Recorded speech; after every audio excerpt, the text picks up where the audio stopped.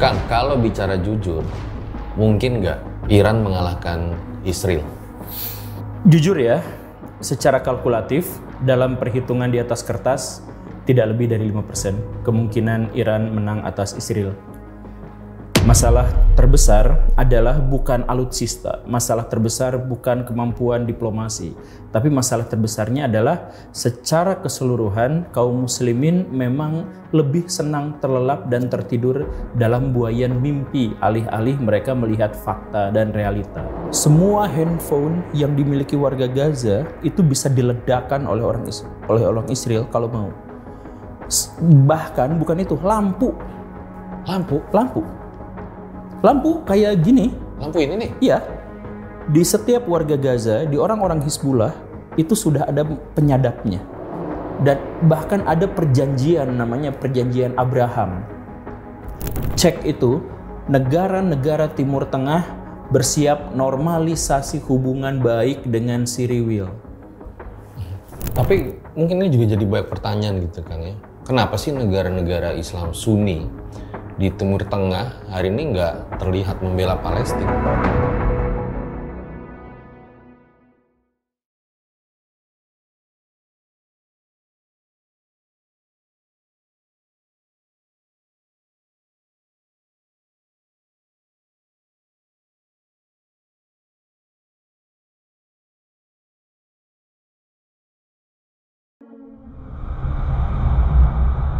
Dalam sebuah video yang beredar, Netanyahu, Perdana Menteri Israel, mengatakan bahwa dia harus menunda pernikahan anaknya akibat perang Iran dan Israel. Menurut gue ini sebuah pernyataan yang luar biasa di tengah tewasnya beberapa petinggi militer Iran kemarin. Akankah Iran berhasil mengalahkan Israel sehingga membuat Palestina dapat merdeka? Nah, video ini di segmen spesial Om Mamat gue buat untuk Paralang dan Erjal Satset, edukasi dan pengetahuan ya, harapannya dapat mengetahui sebetulnya apa yang sedang terjadi di Timur Tengah dan apa dampaknya untuk Indonesia. Hari ini bersama narasumber kita, Kang Guru Gembul. Halo Kang Guru. Tuh mantap, salamannya udah beda sekarang nih. Pejabat. Pejabat biasanya gini, coblos nomor, biasanya gitu. Ya, mentang-mentang baju saya kades ya. Pak, ini mungkin kita langsung aja ya. Kang, kalau bicara jujur, mungkin nggak Iran mengalahkan Israel? Jujur ya, secara kalkulatif, dalam perhitungan di atas kertas, tidak lebih dari 5% kemungkinan Iran menang atas Israel. Masalah terbesar adalah bukan alutsista, masalah terbesar bukan kemampuan diplomasi, tapi masalah terbesarnya adalah secara keseluruhan kaum muslimin memang lebih senang terlelap dan tertidur dalam buayan mimpi alih-alih mereka melihat fakta dan realita. Jadi saya ingin jelaskan, kemarin lalu saya membuat sebuah video tanpa tendensi. Saya menjelaskan tentang fakta-fakta 7 lapis kekuatan Israel yang bisa membuat dia itu menang atas Iran. Nah, penjelasan itu gak ada tendensi apapun, tetapi kemudian setengah dari kolom komentar itu isinya hujatan, makian, dan tudingan bahwa saya itu adalah pro terhadap Israel. Apa hubungannya nih? Apa hubungannya saya menjelaskan kekuatan Israel dengan tiba-tiba saya diasosiasikan, diartikan sebagai orang yang mendukung Israel? Gak ada hubungannya. Tapi kenapa masyarakat di Indonesia itu menghubungkannya? Karena ada rasa takut terhadap fakta. Jadi ketika saya jelaskan fakta tentang 7 lapis kekuatan Israel, itu takut. Orang-orang kita tuh takut. Dan kemudian akhirnya mereka apa? Berpikir walaupun di atas kertas seperti itu, tapi atas bantuan Allah Subhanahu wa Ta'ala, Iran pasti menang. Nah, itulah yang menyebabkan kaum muslimin kalah. Gini nih, ini pikiran yang paling sederhana. Kalau saya kalah main bola, saya tuh gak akan nyalahin pihak lain. Kalau saya kalah main bola, saya akan berpikir, apakah yang salah dari tim saya? Apakah saya itu strateginya kurang, pemainnya kurang, atau persiapannya kurang, saya akan analisis di situ. Setelah saya analisis di situ, oh ketahuan, saya akhirnya kembangkan itu. Misalkan pelatih saya tuh kurang, saya cari pelatih pengganti untuk tim saya, kan begitu. Nah, tetapi banyak di antara kaum muslimin yang ketika dia dikalahkan, misalkan kalah dalam teknologi, kalah dalam media, mereka itu alih-alih mengakui dan kemudian memperbaiki, mereka itu justru menutupi itu, menutupi fakta itu. Setelah ditutupi, mereka kemudian berharap agar mereka bisa rebahan, tidak berjuang untuk memperbaikinya, tidak berjuang untuk mengkoreksinya, tapi kemudian berharap tiba-tiba Tuhan memberikan kemenangan untuk kita. Nah, keinginan dari kaum muslimin, banyak di antara kaum muslimin itu yang seperti itu. Sehingga dalam perang waktu Palestina kalah, ya di mana-mana perang kaum muslimin itu sering kalah. Ya karena itu, karena ada kesalahan, ada kelemahan, bukan diperbaiki, bukan diakui, bukan dievaluasi, tapi ditutupi. Kemudian kitanya tidak memperbaiki, dan sambil rebahan kita berharap kepada Allah Subhanahu wa taala semoga kita yang menang. Nah, ini terjadi di mana-mana termasuk juga di Indonesia. Kita takut sekali sama fakta. Kalau ada orang, ada bangsa, ada kaum yang sudah takut pada fakta, sudah takut pada realita, dia tidak akan pernah menang. Karena setiap kali dikalahkan dia bermimpi, setiap dikalahkan dia bermimpi. Nah, itu masalahnya. Nah, termasuk juga di Iran. Coba kalau misalkan kita lihat apa yang terjadi di sana, saya berbeda pendapat dengan hampir semua media digital di Indonesia, tapi saya berani kasih garansi bahwa apa yang saya amati yang benar. Coba begini ya. Selama ini media-media di Indonesia itu mewartakan rudal Iran tembus Isiriwil, rudal Iran tembus Mossad dan lain sebagainya, begitu kan? Dan kemudian ditampilkan kebakarannya dan sebagainya. Tapi tidak ada dari media itu yang mewartakan hal yang sebaliknya. Di Iran kejadiannya kayak gimana tuh mereka nggak memberitakannya. Artinya apa? Sepihak. Kan kalau perang tuh tembak-tembakan. Nah, yang ini yang disorot sama media tuh cuma satu, yang di Siriwil aja, di situ aja, di sini enggak. Nah, coba kita lihat faktanya ya. Sampai video ini dibuat, orang Siriwil yang meninggal itu 20-an. Sedangkan orang Iran yang meninggal itu 200-an. Yang meninggal di Siriwil itu sipil. Yang meninggal di Iran itu petinggi-petingginya pada meninggal. Ilmuannya pada meninggal. Jadi presisi. Nah, kalau misalkan di Iran yang meninggalnya lebih banyak, artinya apa? Lebih banyak kehancurannya. Tapi kan nggak ditampilkan oleh media-media massa kita, karena media massa ikut arus, ikut selera, ikut pasar. Begitu. Tambahin lagi sedikit lagi. Coba kita cek. Iran melakukan serangan pada Siriwil pakai apa? Rudal. Sedangkan Siriwil nyerang Iran pakai apa? Pesawat jet tempur. Artinya apa? Artinya angkasa Iran sudah menjadi milik Siriwil. Mereka lalu lalang tuh pakai jet. Sedangkan Iran nyerangnya pakai rudal balistik. Dia lempar keluar angkasa, jatuhin aja lagi di situ. Artinya apa? Artinya wilayah udara dari Siriwil itu tidak mereka kuasai. Ya, jadi kalau yang saya tangkap bahwa perjuangan itu masih panjang. Kalau dari jawaban Akang gitu ya, ayo kita berjuang, kita evaluasi, kita perbaiki diri sehingga nanti bisa menang gitu kira-kira. Iya, coba bayangkan. Siriwil itu wilayahnya kecil. Dia tuh sekitar 22.000 km. Jawa Tengah aja 32.000 km. Ini gak sampai segede Jawa Tengah. Dikelilingi oleh Arab Saudi yang segitu gede, dikelilingi Jordan yang segitu gede, dikelilingin Suriah yang segitu gede. Tapi Saudi Arabia ngasih minyak, Suriah ngasih gas, ke Siriwil, ke Iran nggak dikasih. Kenapa?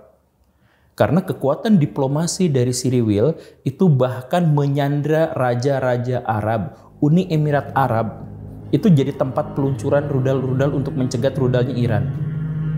Jordania juga seperti itu, Suriah apalagi. Bagaimana dengan Bahrain? Bahrain itu sudah lama jadi teman dekatnya Siriwil. Karena apa? Kemampuan Cyril dalam diplomasi. Kemudian apa? Cyril itu punya kemampuan punya kuciose gitu. Set datang Amerika gitu. Jadi Amerika ini saya yakinkan saya punya referensi yang tegas dan jelas. Bahkan ketika kepentingan Cyril itu tidak sesuai dengan kepentingan Amerika, Amerika akan mengorbankan kepentingan nasionalnya demi mendukung Cyril. Kenapa itu begitu?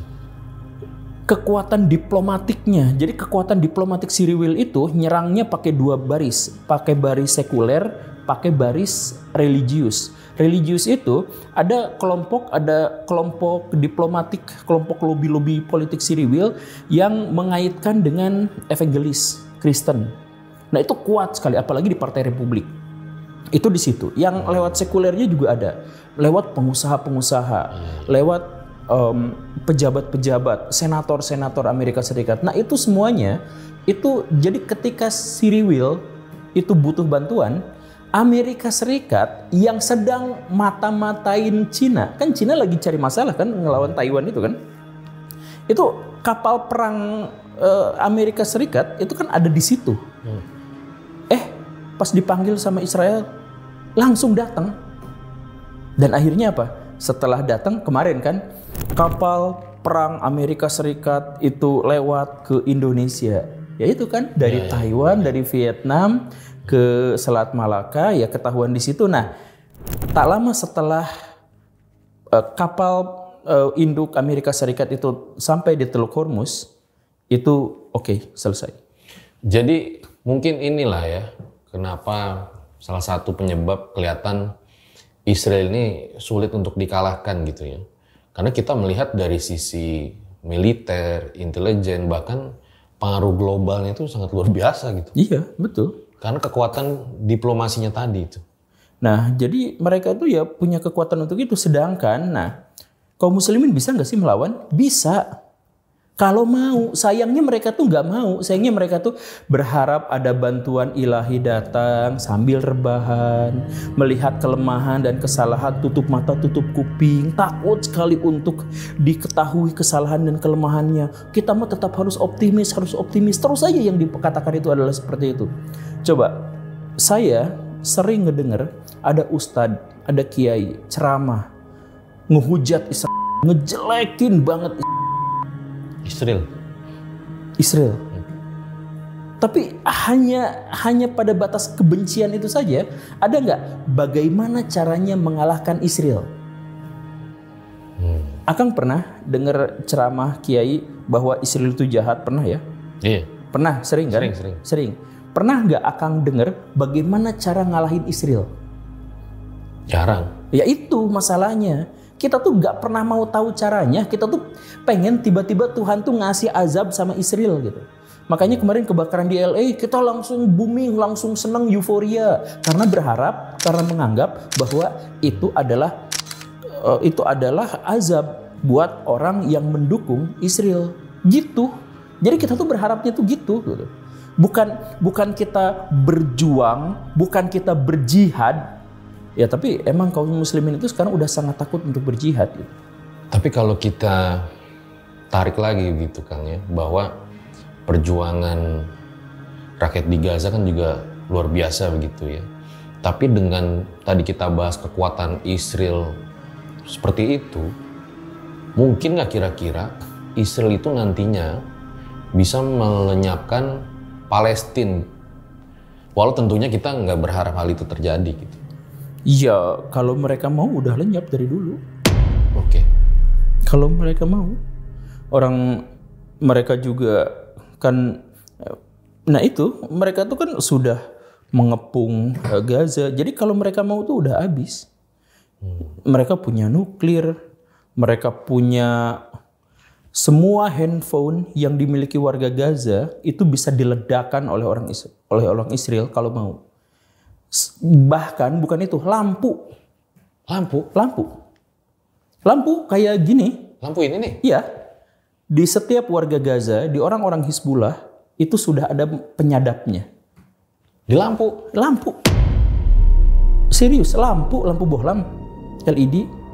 Kok bisa ya? Ya bisa, ya segitunya. Ya itu, walkie-talkie bisa meledak. Gimana coba caranya?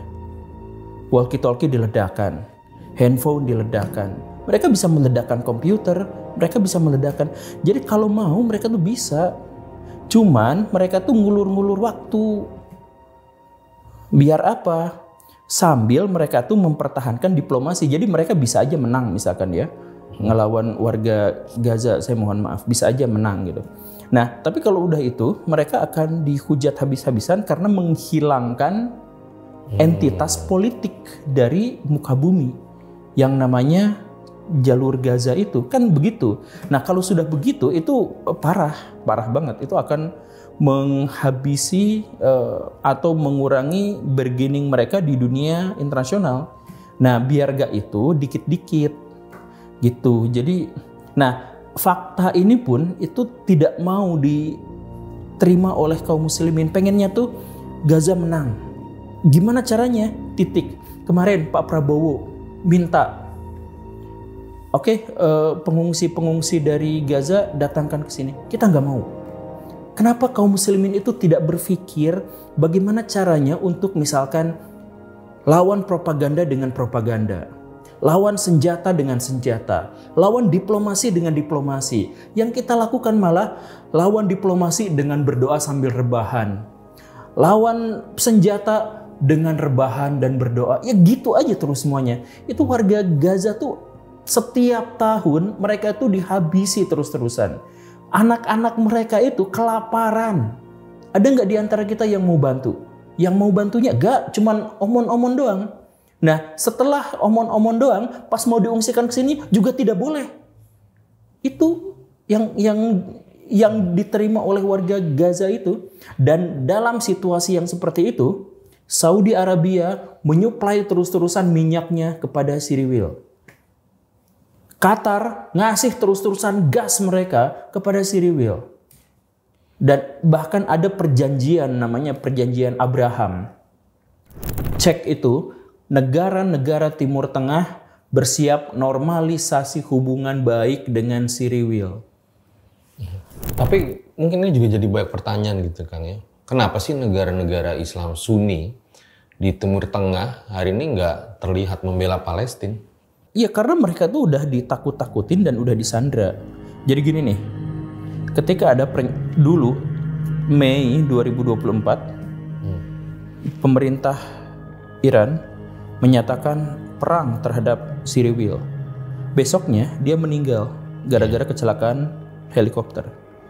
Jadi kalau ada raja Timur Tengah yang berani ngomong kayak gitu, dia juga bakal mati sekeluarga. Dan gak tahu bagaimana caranya. Yang jelas Siriwil punya banyak akses untuk melakukan itu. Karena apa? Yang nyuplai teknologi, yang nyuplai komputer, yang nyuplai untuk minyak apa segala rupa buat negara-negara Arab itu apa? Emang orang Arab bisa menciptakan teknologi, bisa bikin TV, bisa bikin kulkas, bisa bikin AC, mereka nggak bisa. Jadi ketika mereka mau beli kulkas, beli TV, ya mereka harus ngambil dari negara lain. Negara lain itu ya udah disisipin dulu sama Siriwil, masukin ke situ. Jadi Siriwil bisa aja meledakkan sorbannya Raja Arab misalkan. Dan orang Arab tahu persis itu, makanya mereka nggak akan ada yang mau melawan. Mereka ngomong aja kami mengutuk. Ya terus apa? Ya udah. Sampai seperti itu ya. Karena kan kalau kita lihat dulu di Perang Dunia Kedua begitu ya, bahwa Pak Kumis gitu dengan dia membenci Yahudi sampai akhirnya terjadi migrasi besar-besaran dan sekarang mereka sudah punya kekuatan seperti itu. Iya, karena dimulainya bukan dari teknologi yang saya bilang tadi. Yang dimulainya itu bukan dari teknologi, bukan dari apa? Dari mental. Nih, coba ya. Ketika diserang sama Bapak Kumis Kotak, terus mengungsi ke Palestina, artinya apa? Orang Siriwil dan orang Palestina itu memiliki garis star yang sama. Betul kan? Garis starnya sama. Orang Palestina pada waktu itu jajahan Inggris, orang Siriwil datang ke situ juga sebagai pengungsi yang datang ke jajahan Inggris. Begitu kan? Startnya sama. Tapi 30 tahun kemudian Siriwil jadi sangat maju, sedangkan Palestina kenapa nggak maju? Ya karena dimulai dari mental. Coba lihat, Indonesia dengan Jepang itu startnya sama. Indonesia baru merdeka tahun 45, Jepang beres dibom tahun 45. Sama kan? Sama-sama Agustus. Sama-sama pertengahan Agustus. Beda 3 hari, 14 Agustus dan 17 Agustus. Anggaplah poinnya bersamaan. Tapi Jepang jadi semaju sekarang, sedangkan Indonesia tidak. Kenapa? Mental. Sesederhana bahwa kita tuh masih buang sampah sembarangan. Sesederhana bahwa kalau di lampu merah, itu motor dan mobil itu selap-selipan. Sesederhana itu. Dan itu pernah dikatakan sama seorang perwira militer Siriwil yang sangat terkenal, si Daimose itu. Dia bilang, kami tidak pernah akan takut dengan orang-orang Arab karena kami tahu bahkan mereka tidak bisa mengantri. Sesimpel itu. Artinya apa? Tidak mengantri berarti tidak taat pada peraturan, tidak akan tunduk pada pemerintah yang otoritatif. Mereka sukanya berangasan, pengennya jalur praktis. Nah, jadi hanya dari mengantri saja kita tahu mentalnya gimana. Nah, mental itulah. Tapi kalau kita balik lagi tadi Pak Guru ya, bicara Pak Kumis nih di Perang Dunia Kedua begitu ya. Sebetulnya alasan dia sangat benci Yahudi itu menurut Pak Guru apa? Ada 3 hal. Yang pertama itu adalah urusan pribadinya dia. Yang kedua itu adalah urusan ideologinya dia. Dan yang ketiga itu adalah urusan ekonomi. Jadi urusan pribadinya itu adalah karena Pak Kumis itu sebenarnya juga adalah orang Yahudi. Oh ya? Iya, jadi ibunya orang Jerman, orang Austria sebenarnya. Sama orang Yahudi. Lahirlah dia. Jadi dia tuh sebenarnya adalah anak haram gitu. Anak yang ya sebenarnya panjang lah ceritanya dan agak rumit gitu, disebut agak susah, tapi kekerasan seksual ya jelas gitu ya. Nah, kemudian si ibunya itu juga mendapatkan kekerasan terus-terusan sepanjang hidupnya dari orang-orang Yahudi itu. Makanya bahkan ketika dia sudah dewasa, sudah jadi kanselir, dia katakan, ada orang yang lebih saya benci daripada orang Yahudi, yaitu laki-laki yang memukul perempuan. Jadi itu dasar kebencian. Jadi dia lihat ibunya tuh terus-terusan. Jadi sedangkan dia sebagai anak itu benar-benar waktu kecil nggak berdaya gitu. Tapi itu terekam. Kemudian yang kedua itu adalah masalah ekonomi.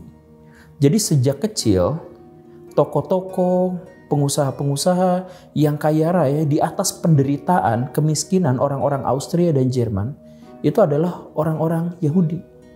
Jadi dia setiap datang ke toko yang agak kaya sedikit aja, Yahudi lagi, Yahudi lagi. Nah, udah mah dia benci, punya dendam pribadi, dia iri dengki juga. Dan ditambah pada akhirnya nanti dia punya keyakinan ideologis bahwa bangsa Arya, orang kulit putih bule-bule itu adalah ras yang tertinggi, yang paling unggul, puncak dari evolusi manusia.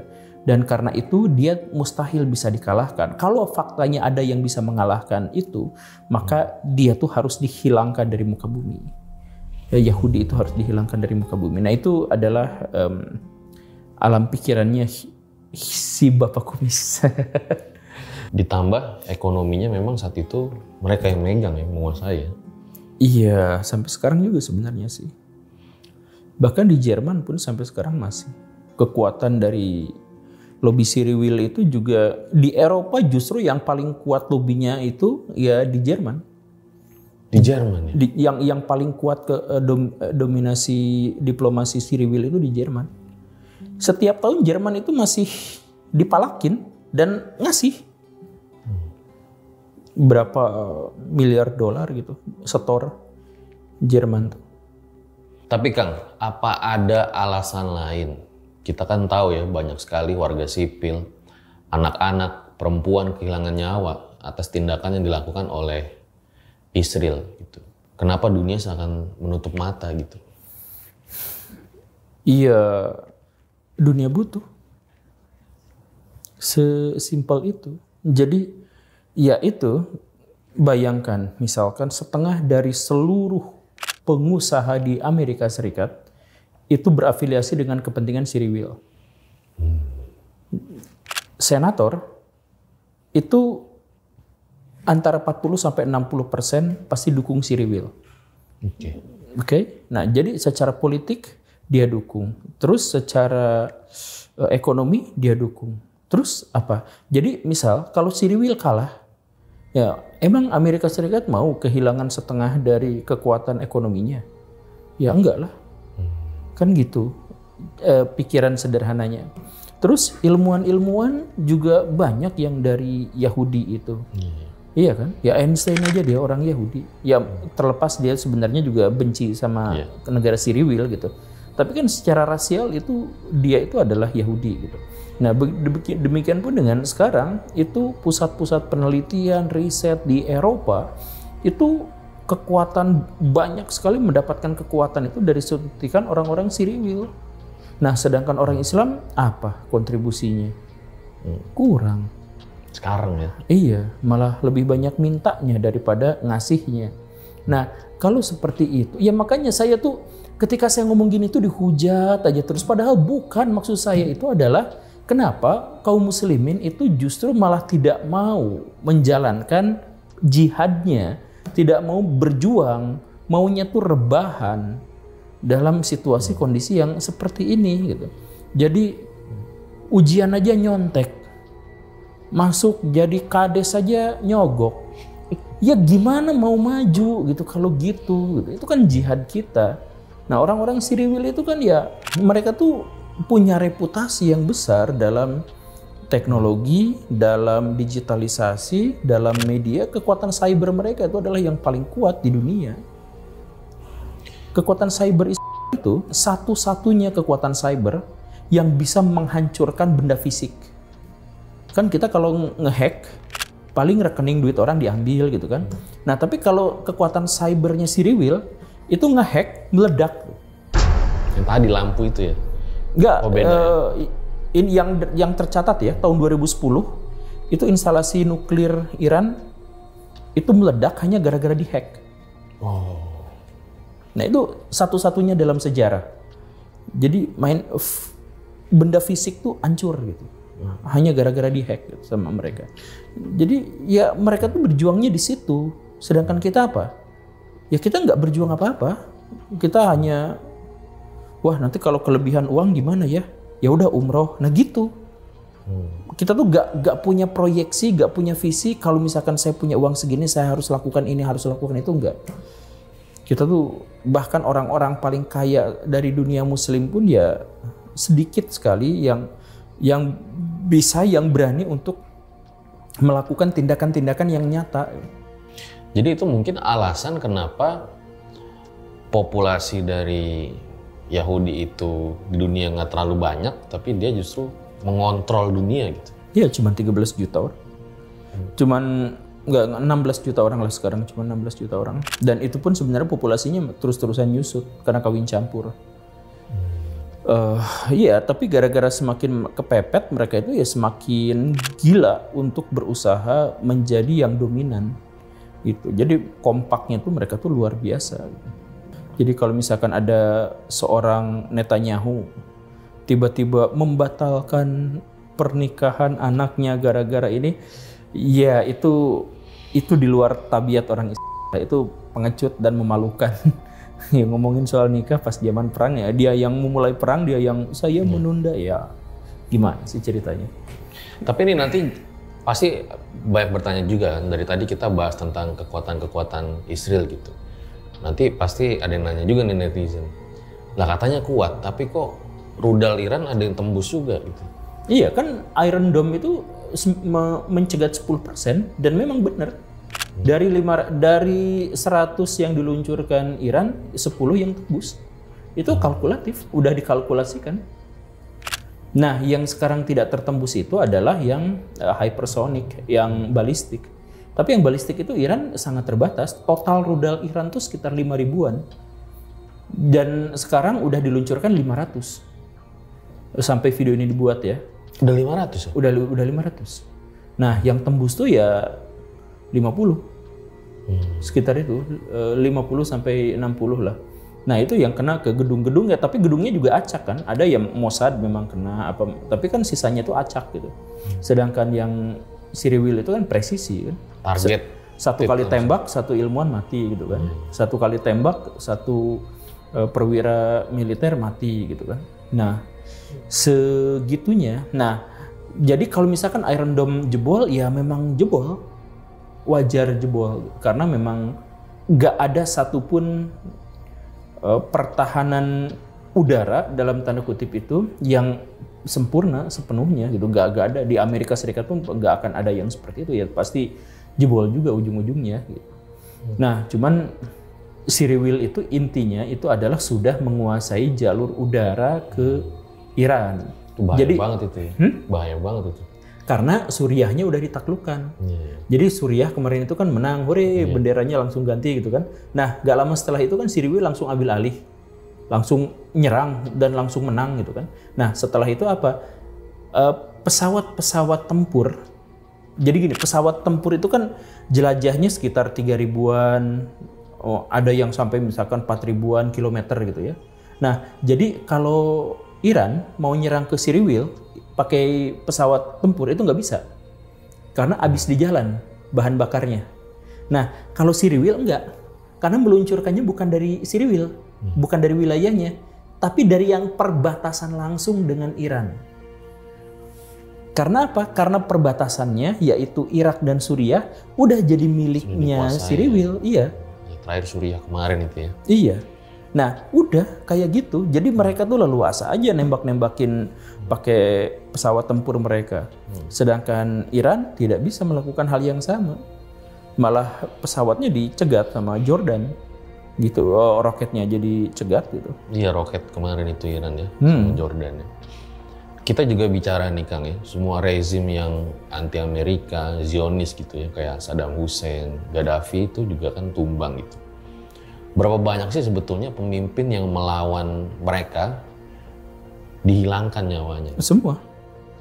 Semua yang melawan kepentingan Amerika Serikat itu dihilangkan. Cuman perbedaannya di sini, kalau yang melawan kepentingan Amerika Serikat itu biasanya tidak hancur total. Hancur, rezimnya diganti, lalu sumber dayanya diambilin sama Amerika Serikat. Nah, kalau yang melawan kepentingan Israel hancur. Israel itu ya? Iya, sama Israel itu hancur. Jadi perbedaan antara Cyril dengan Amerika Serikat itu gitu. Seperti itu ya? Nah kayak Irak gitu. Nggak direbut kan, nggak diambil alih kan? Enggak ya, cuman pemerintahannya ganti jadi pro Amerika. Nah ini juga Iran tuh targetnya gitu. Makanya Amerika Serikat cepat-cepat datang ke Hormuz, datang ke situ. Nah nanti si kapal induknya itu BBM-nya apanya disuplai sama Arab, disuplai sama apa gitu. Dikasih segala rupa. Nah, digunakan untuk nyerang Iran gitu. Nah, nanti Amerika Serikat sama Cyril itu bakal kong kali kong. Nah, lu dapat apa, gua dapat apa. Kata Amerika Serikat ya ini nanti pemerintahannya akan dibentuk jadi pro terhadap saya. Nah, kayak gitu nanti minyaknya diporotin lagi buat saya. Nah, gitu. Kalau kata Cyril ya oke lah ya, tapi minimal saya di Timur Tengah menjadi satu-satunya pemilik nuklir. Oke, deal. Nah, ya udah gitu. Berarti kalau tadi dengar pandangan Akang dan analisa-analisa Akang gitu ya, berarti melihat Syiah dan Sunni untuk bersatu di Timur Tengah sekarang sulit ya? Ya boro-boro Syiah dengan Sunni, Sunni dengan Sunni, Syiah dengan Syiah itu ribut. Ya coba jangankan di sana, di sini aja. Ada orang ngegerebek pengajian orang lain kan lumrah di kita tuh. Di sini aja yang katanya umat Islam sangat toleran aja segitu, apalagi di Timur Tengah. Jadi ada pernyataan dari Mosedaya yang lain, dari dia perwira itu, yang bilang kami tidak takut sama orang-orang Arab. Kenapa? Karena mereka tidak akan bersatu padu. Karena mereka itu tidak suka membaca.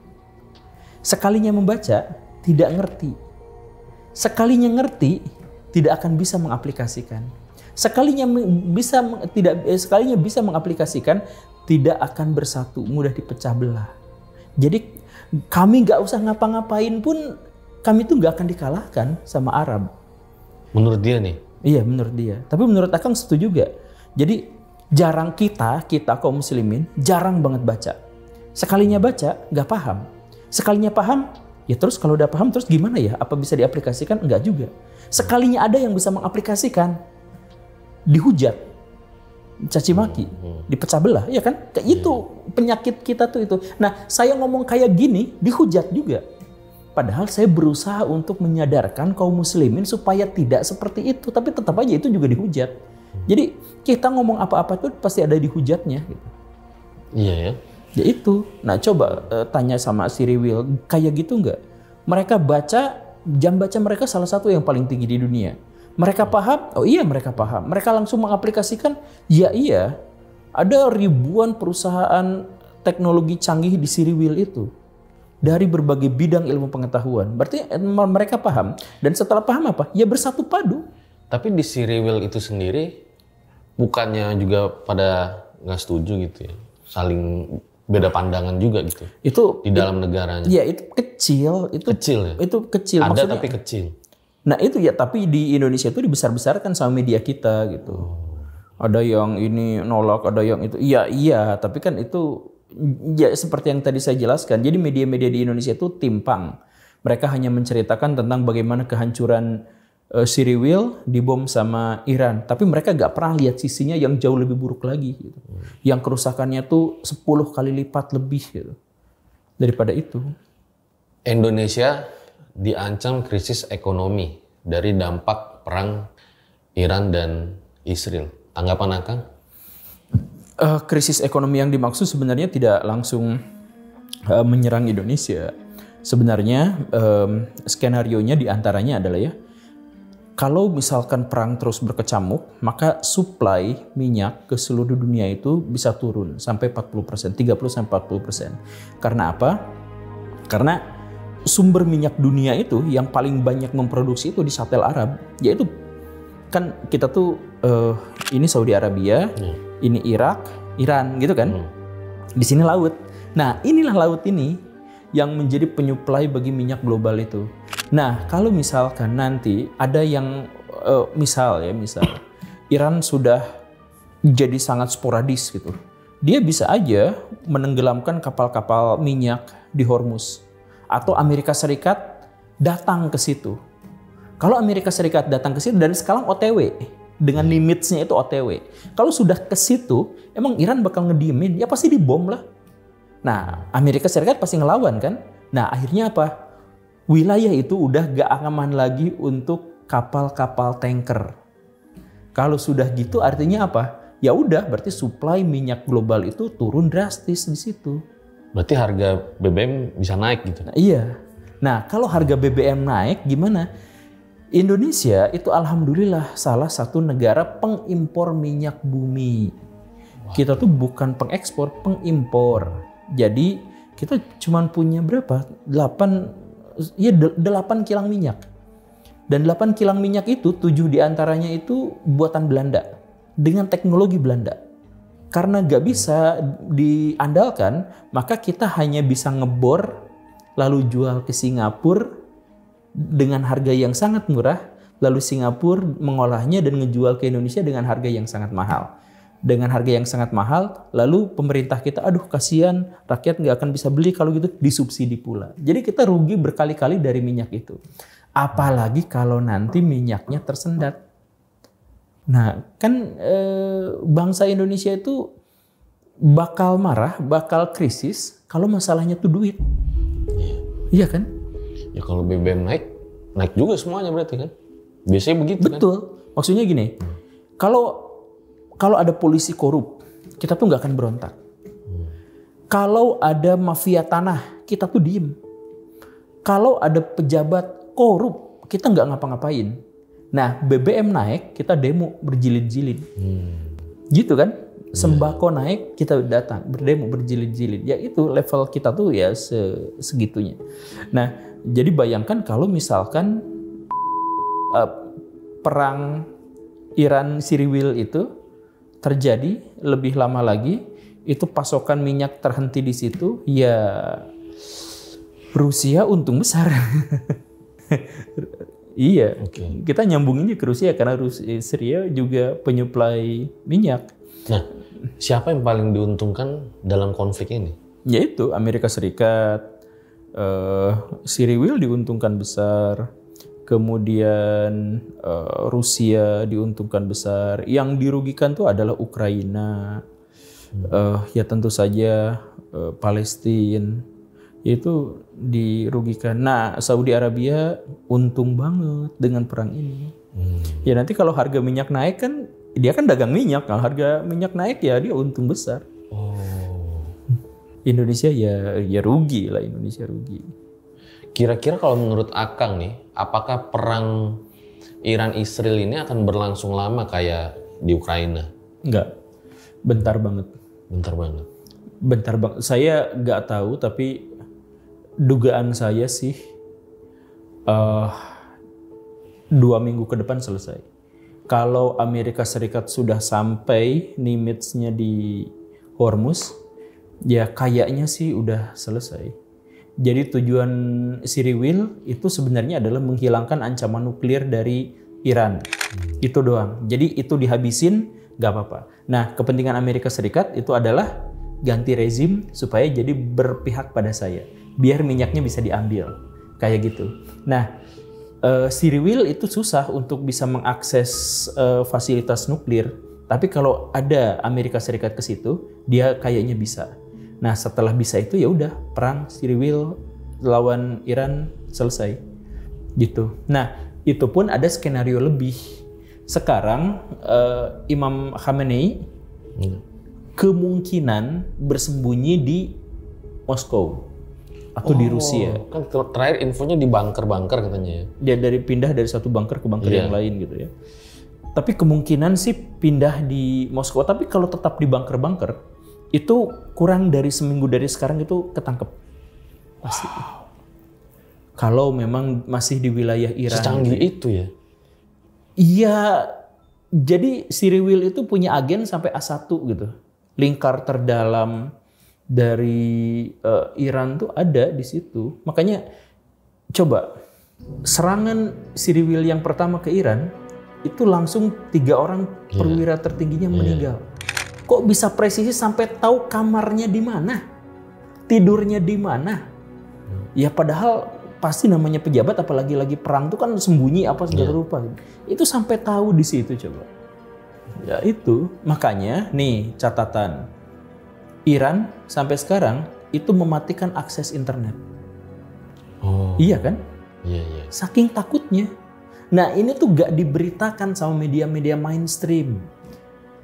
Karena apa? Karena media-media mainstream itu berharap dapat penonton yang banyak dari orang-orang yang berharap bahwa Iran tuh menang. Jadi susah nih Indonesia tuh.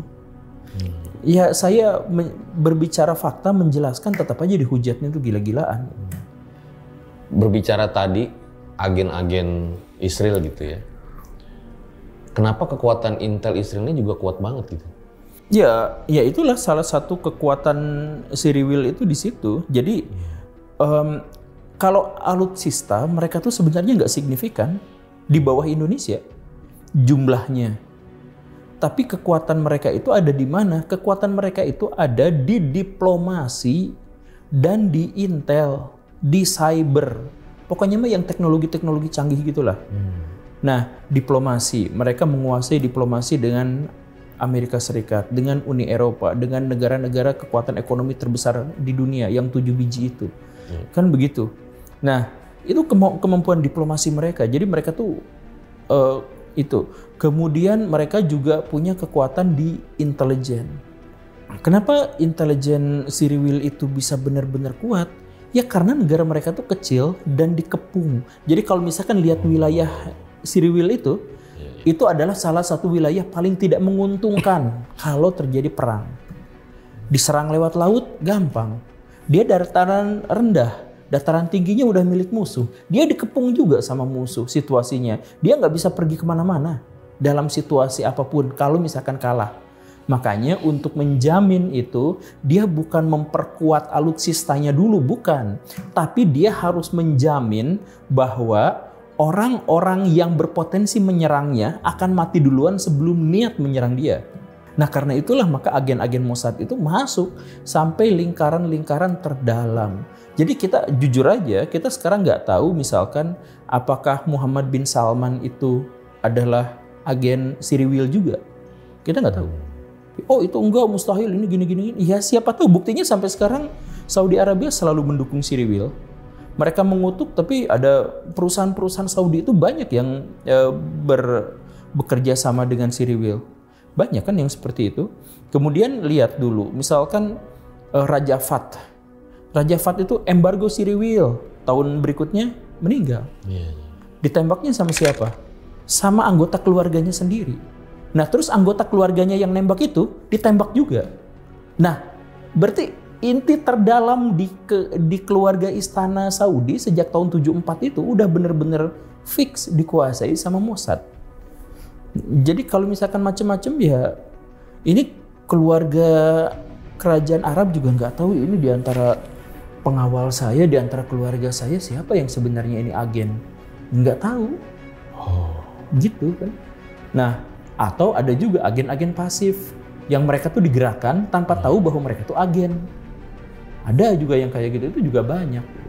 Nah jadi karena Cyril kalau perang terbuka itu terlalu beresiko, bahkan ketika mereka punya kekuatan superior juga tetap beresiko, maka mereka tuh menempatkan intel-intel mereka tuh di inti terdalam, dan itu mereka lakukan tuh bertahun-tahun, berpuluh-puluh tahun.